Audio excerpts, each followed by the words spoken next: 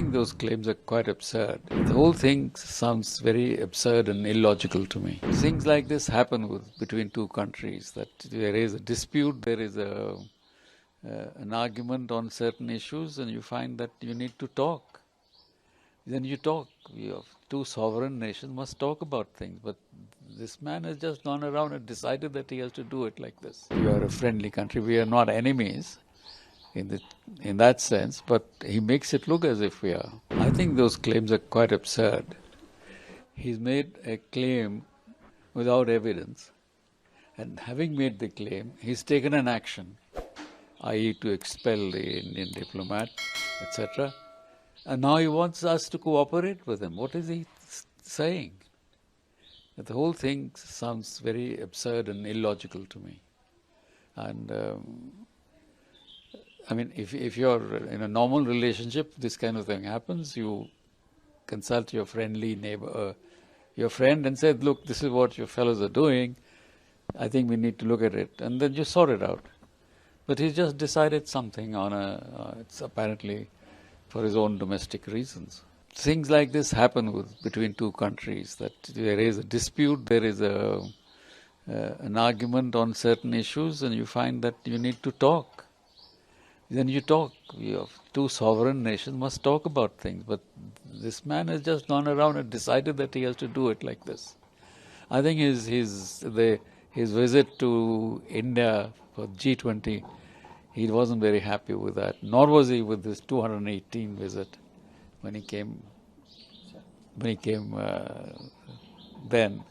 So, and then I think there are some domestic issues also, but elections and so on, that's not my problem.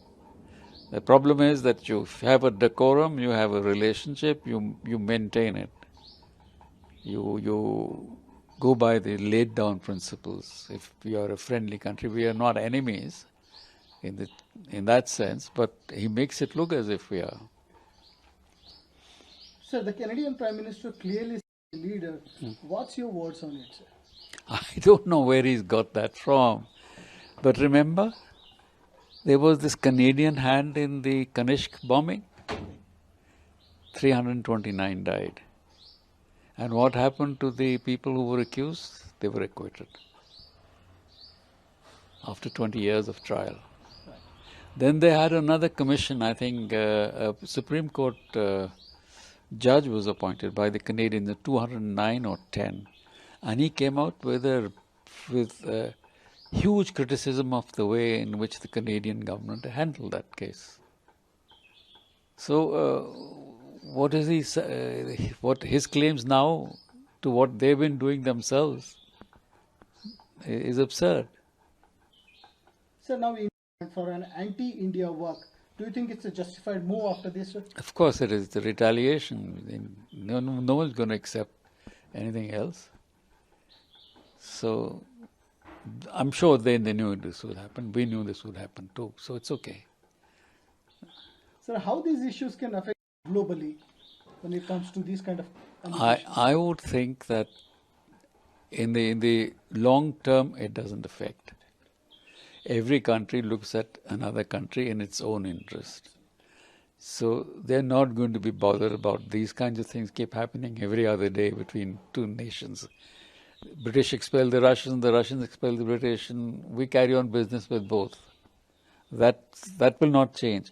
But as a country that is quick to retaliate and stand on its ground, that is the message that will go. On the other hand, they did this yesterday, wasn't it? The same day, the Gurdwara Council of British Columbia has issued a letter saying, blah, blah, blah, this is very good, you must do this, protect Sikhs and all that. What does that mean? You add 2 and 2 and decide, are you playing hand in glove? So it doesn't give a very good image of the Canadians themselves in this. So I'm quite okay with the decision that the government has taken. That was the least one would expect. Is Canada doing right, being the partner for many years with India in many cooperative relationships?